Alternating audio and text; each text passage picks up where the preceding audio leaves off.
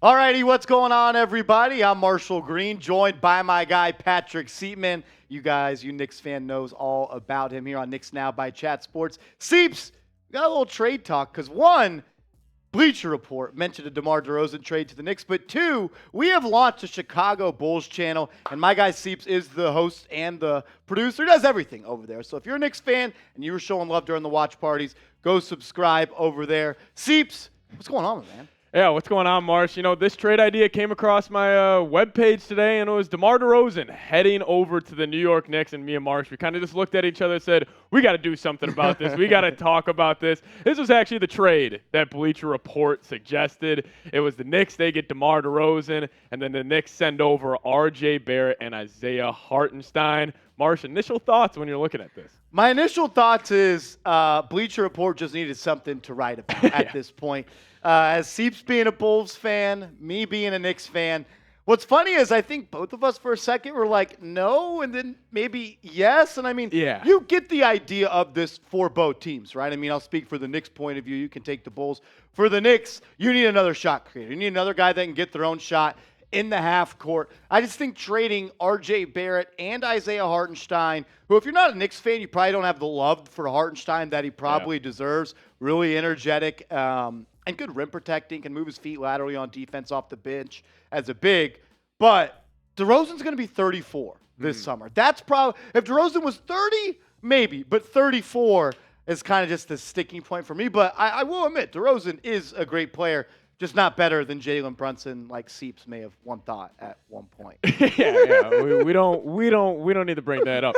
But from the Bulls' point of view, I mean, you are getting a young player. I mean, RJ Barrett's still 22 years old, and he really picked it up in the NBA playoffs this past year. Probably played his best stretch of basketball during that 2-week stretch at the end of the first-round series versus the Cavs and that beginning of that Heat series. And Marsh, you kind of said it, like, I feel like the common NBA fan doesn't really know how good and impactful Isaiah Hartenstein is on winning. When I first saw this, I was like, I mean, the Bulls don't really, like, is this really moving the needle? But you get a great young wing in Barrett that could still develop into something more. And then you also get a very quality backup big, probably one of the better backup bigs in the league in Hartenstein. Yeah, what was surprising for me when I saw this was no pick either way. If I had to say, I would guess the Bulls would want to pick from the Knicks in this situation. I mean, you're giving DeMar DeRozan up, who was an all-star this year, still maybe a year or two left in his prime. I see why Bleacher Report came up with this, and I think it's interesting. We'll break this down some more. Yeah. What did Bleacher Report have to say about the trade? Yeah, so this was Zach Buckley from Bleacher Report, and he said this. He said, a deal like this would buy the Bulls some breathing room without completely abandoning the idea of competing sooner than later. Swapping out DeMar DeRozan for RJ Barrett would make Chicago younger and more defensively resistant on the wings. While DeRozan is a better scorer and creator now, things could shift Barrett's direction sooner than later. Meanwhile, the Knicks might see their playoff exit as a reason to add offensive firepower. He continued to say, DeRozan is the better player right now, whom they hope Barrett will one day become. Do this deal, and New York would have one of the league's top scoring trios in DeRozan, Brunson, and Julius.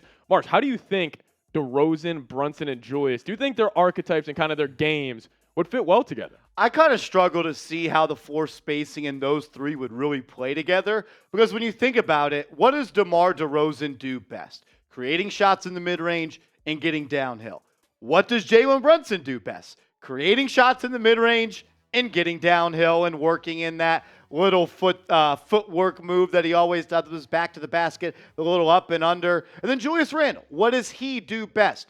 Catching the ball in the mid-range, getting downhill and attacking the rim. I think we saw it with the trio of Barrett, Brunson, and Randle that you need more of a variety of archetypes and shot types and things like that. You can't have your three leading shot takers all be guys that just want to get downhill and attack the basket. Because Steve, when we watch these games in the playoffs, the paint was just too packed. The spacing was bad. I think DeRozan would help that a little bit because he can hit that one-step pull-up, deep mid-range shot, can throw him a little ISO back to the basket. I still don't think, though, that it's just the perfect fit for the New York Knicks. Yeah, I mean, we saw it in this past playoff series especially. The Knicks were really able to pack the paint, and besides Quentin Grimes, I mean, he was really the only guy that was shooting shots and hitting them consistently for the Knicks.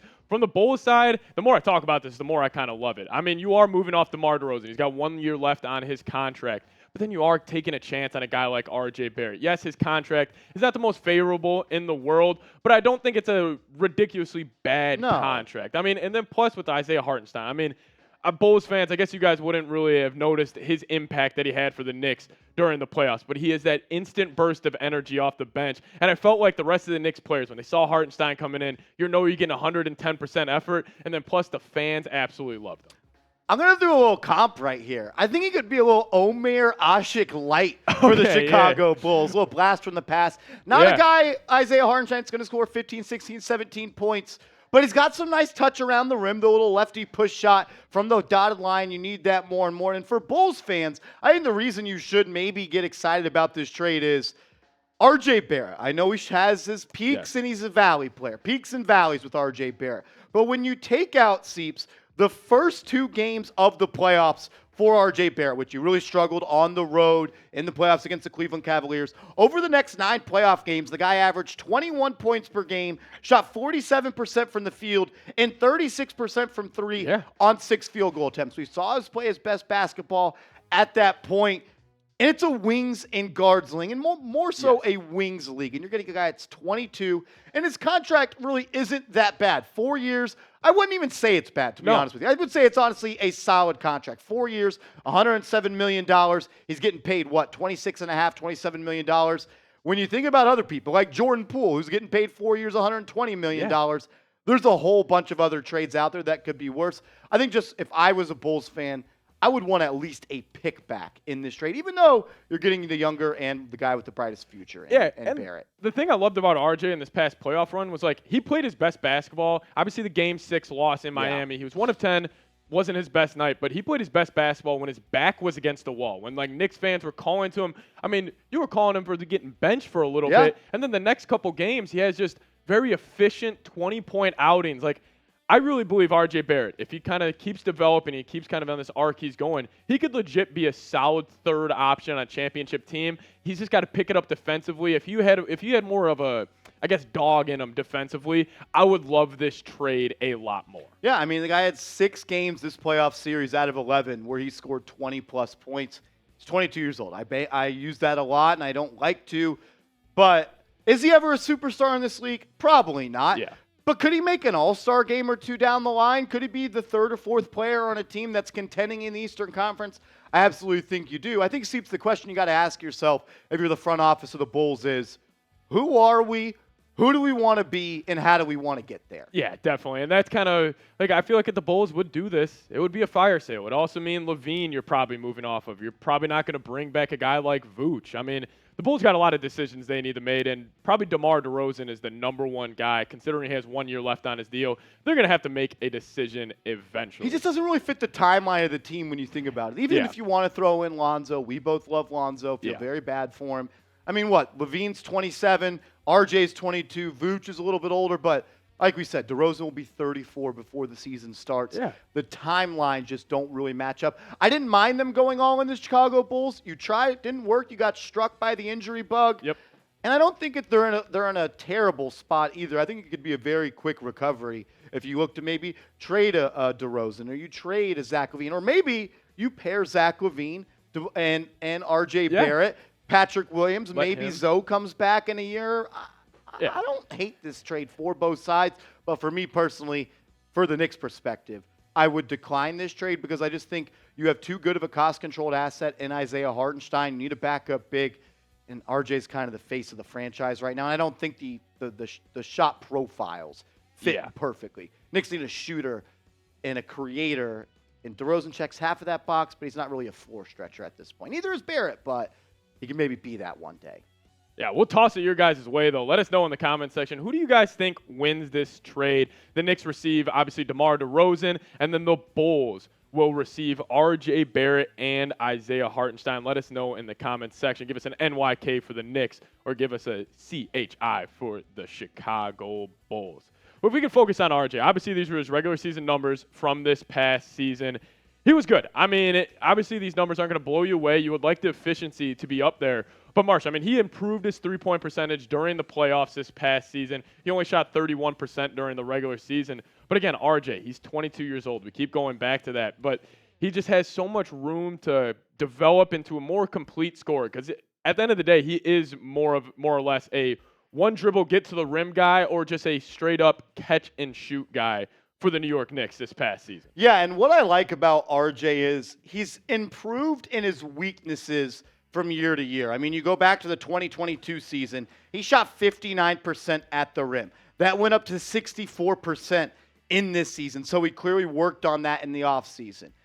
Obviously, the shooting is a little bit streaky at times from beyond the three-point arc. But when he is determined and he wants to get downhill at the frame he has at 6'6", 6'7", 220 pounds, he can forcefully get his way there, and that's why he averaged almost 20 points per game on 44% from the deck. I do think the three-point percentage is a little bit worrisome, but I don't believe that he can never be a decent three-point shooter. Like if RJ Barrett becomes a 35% three-point shooter and he's giving you 21, 22 points per night, I would say that's a winning basketball player in this league. I think the most winning basketball player in this trade, though, is Isaiah Hartenstein. Yeah. And that's probably, if you're just not a guy that lives for the NBA and you didn't watch a bunch of Knicks games, you might not feel that way.